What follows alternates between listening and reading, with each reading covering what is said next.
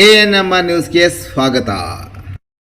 ಭಾವನಾ ಆಸ್ಪತ್ರೆ ನಗರಸಭೆ ಹಿಂಭಾಗ ಎನ್ಆರ್ ಬಡಾವಣೆ ಚಿಂತಾಮಣಿಯಲ್ಲಿ ಸಂಪೂರ್ಣ ಡೆಲಿವರಿ ಹಾಗೂ ನವಜಾತ ಶಿಶು ಆರೈಕೆ ಎನ್ಐಸಿಯು ಸೌಲಭ್ಯ ಸಮೇತ ಒಂದೇ ಸ್ಥಳದಲ್ಲಿ ಸಂಪೂರ್ಣ ಚಿಕಿತ್ಸಾ ಸೌಲಭ್ಯ ನೀಡುವ ಏಕೈಕ ಆಸ್ಪತ್ರೆ ಭಾವನಾ ಆಸ್ಪತ್ರೆಯಾಗಿದ್ದು, ಆಧುನಿಕ ಮೂಲ ಸೌಕರ್ಯ ಮತ್ತು ನವೀನ ಸೌಲಭ್ಯಗಳು, ಎಲ್ಲ ರೀತಿಯ ಇನ್ಶೂರೆನ್ಸ್ ಸೌಲಭ್ಯಗಳು, ಕ್ಯಾಶ್ಲೆಸ್ ಇನ್ಶೂರೆನ್ಸ್ ಸಹಿತ ಸೌಲಭ್ಯಗಳು ಸಿಗಲಿದೆ.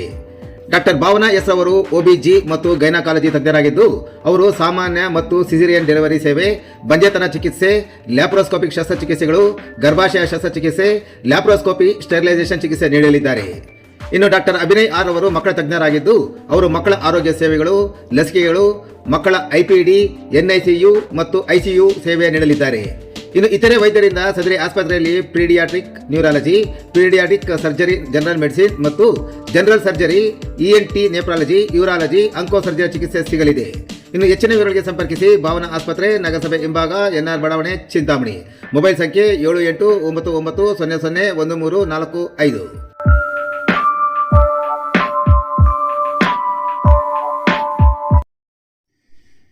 ಪಡೆದ ಸಾಲ ತೀರಿಸಲಾಗದೆ ವೃದ್ಧೆಯ ಭೀಕರ ಕೊಲೆ. ಚಿನ್ನಾಭರಣ ದೋಚಿ ಅರಣ್ಯಕ್ಕೆ ಸಿದ್ದ ಆರೋಪಿ ಬಂಧನ. ಸಾಲದ ಹಣವನ್ನು ಹಿಂದಿರಿಸಲಾಗದೆ ಮನೆ ಕೆಲಸಕ್ಕೆ ಬರುತ್ತಿದ್ದ ಪರಿಚಿತ ವ್ಯಕ್ತಿಯೊಬ್ಬ 70 ವರ್ಷದ ವೃದ್ಧೆಯನ್ನು ಭೀಕರವಾಗಿ ಕೊಲೆ ಮಾಡಿ ಆಕೆಯ ಮೈಮೇಲಿದ್ದ ಚಿನ್ನಾಭರಣಗಳನ್ನು ದೋಚಿರುವ ಘಟನೆ ಕೋಲಾರ ಜಿಲ್ಲೆ ಶ್ರೀನಿವಾಸಪುರ ತಾಲೂಕಿನ ಲಕ್ಷ್ಮೀಪುರ ಗ್ರಾಮದಲ್ಲಿ ನಡೆದಿದೆ. ಪ್ರಕರಣವನ್ನು ಅತ್ಯಂತ ಚಾಣಾಕ್ಷತನದಿಂದ ಭೇದಿಸಿರುವ ರಾಯಲಪಾಡು ಪೊಲೀಸರು ಪ್ರಮುಖ ಆರೋಪಿಯನ್ನು ಬಂಧಿಸುವಲ್ಲಿ ಯಶಸ್ವಿಯಾಗಿದ್ದಾರೆ. ಕೋಲಾರ ಜಿಲ್ಲೆ ಶ್ರೀನಿವಾಸಪುರ ತಾಲೂಕಿನ ಆವದೊಡ್ಡಿ ಗ್ರಾಮದ ನಿವಾಸಿ ಆಲಿ ಚಿಂತಾಮಣಿ ಮದನಪಲ್ಲಿ ಮುಖ್ಯ ರಸ್ತೆಯ ಲಕ್ಷ್ಮೀಪುರ ಗ್ರಾಮದಲ್ಲಿ ವಾಸವಾಗಿರುವ 70 ವರ್ಷದ ರೆಡ್ಡಮ್ಮ ಕೊಲೆಯಾದ ದುರ್ದೈವಿ. ಇನ್ನು ಚಿಂತಾಮಣಿ ತಾಲೂಕಿನ ಕೋಲಾರ ರಸ್ತೆಯ ರಾಂಪುರ ನಿವಾಸಿ ತಿಮ್ಮಪ್ಪ ಬಂಧಿತ ಪ್ರಮುಖ ಆರೋಪಿ. ಕೊಲೆಗೆ ಸಹಕರಿಸಿ ಸದ್ಯ ತಲೆಮರೆಸಿಕೊಂಡಿರುವ ಇತರ ತಮ್ಮ ಮುನಿರಾಜು ಪತ್ತೆಗೆ ಪೊಲೀಸರು ಬಲೆ ಬೀಸಿದ್ದಾರೆ. ಘಟನೆಯ ಹಿನ್ನೆಲೆ: ಮೃತ ರೆಡ್ಡಮ್ಮರವರ ಮನೆ ರಿಪೇರಿ ಕೈಗೊಂಡಿದ್ದಾಗ ಆರೋಪಿ ತಿಮ್ಮಪ್ಪ ಕಾರ್ಯ ಕೆಲಸಕ್ಕೆ ಬರುತ್ತಿದ್ದರಿಂದ ಇಬ್ಬರ ನಡುವೆ ಉತ್ತಮ ಪರಿಚಯವಿತ್ತು.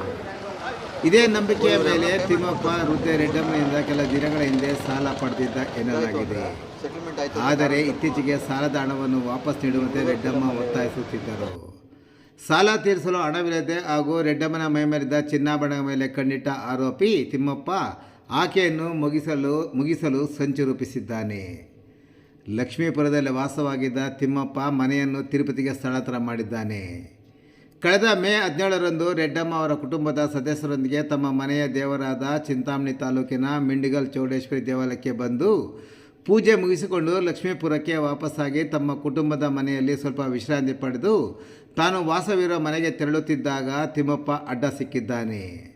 ಮನೆ ತಿರುಪತಿಗೆ ಸ್ಥಳಾಂತರ ಮಾಡಿದ ವಿಷಯ ತಿಳಿದ ರೆಡ್ಡಮ್ಮ ಮನೆ ಖಾಲಿ ಮಾಡಿದ್ದು ಹೊರಟುವಾದ ನಿನ್ನನ್ನು ಹುಡುಕುವುದು ಎಲ್ಲಿ ಎಂದು ಪ್ರಶ್ನಿಸಿ ಸಾಲ ನೀಡಿರುವುದು ಹಣ ವಾಪಸ್ ಕೊಡುವಂತೆ ಒತ್ತಾಯಿಸಿದ್ದಾರೆ. ಹಣ ನೀಡುವುದಾಗಿ ಹೇಳಿ ಮೇ 17ರಂದು ತಿಮ್ಮಪ್ಪ ವಾಸವಾಗಿದ್ದ ಮನೆಯ ಬಳಿ ರೆಡ್ಡಮ್ಮನನ್ನು ಕರೆದುಕೊಂಡು ಹೋಗಿ ತಮ್ಮ ಮುನಿರಾಜು ಇಬ್ಬರು ಸೇರಿ ಕೊಲೆ ಮಾಡಿದ್ದಾರೆ. ಬಳಿಕ ಆಕೆಯ ಮೈಮೇಲಿದ್ದ ಮಾಂಗಲ್ಯ ಸರ ಹಾಗೂ ಮೊಬೈಲ್ ಫೋನ್ಗಳನ್ನು ಕಿತ್ತುಕೊಂಡಿದ್ದಾರೆ.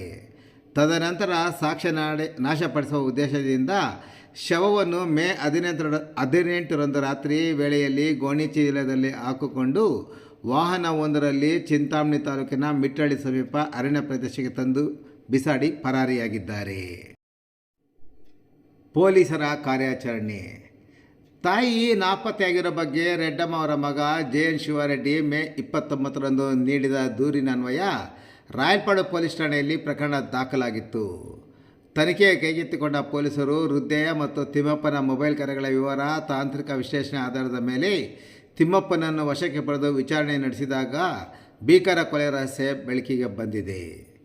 ಬಂಧಿತ ಆರೋಪಿ ತಿಮ್ಮಪ್ಪನಿಂದ ಸದ್ಯ ಪೊಲೀಸರು ಶವ ಇದ್ದ ಸ್ಥಳಕ್ಕೆ ಭೇಟಿ ನೀಡಿ ಪರಿಶೀಲನೆ ನಡೆಸಿದ ನಂತರ ಮೃತಳ ದೇಹದ ಚೂರುಗಳು ಮತ್ತು ಸೀರೆ ಮತ್ತಿತರ ವಸ್ತುಗಳನ್ನು ಸಂಗ್ರಹಿಸಿಕೊಂಡ ನಂತರ ಮೃತ ವೃದ್ಧೆಯ ಮಾಂಗಲ್ಯ ಚೈನ್ ಹಾಗೂ ಮೊಬೈಲ್ ಫೋನ್ ಅನ್ನು ಚಿಂತಾಮಣಿ ತಾಲೂಕಿನ ರಾಮಪುರ ಗ್ರಾಮದಲ್ಲಿರಿಸಿದ್ದು, ಬುಧವಾರ ರಾತ್ರಿ ರಾಮಪುರ ಗ್ರಾಮಕ್ಕೆ ಬಂದ ಪೊಲೀಸರು ಮಾಲು ವಶಪಡಿಸಿಕೊಂಡಿದ್ದಲ್ಲದೆ ಈ ಕೃತ್ಯದಲ್ಲಿ ಭಾಗಿಯಾದ ತಲೆಮರೆಸಿಕೊಂಡಿರುವ ಮತ್ತೊಬ್ಬ ಆರೋಪಿ ಮುನಿರಾಜು ಪತ್ತೆಗಾಗಿ ಪೊಲೀಸರು ತನಿಖೆ ಚುರುಕುಗೊಳಿಸಿದ್ದಾರೆ.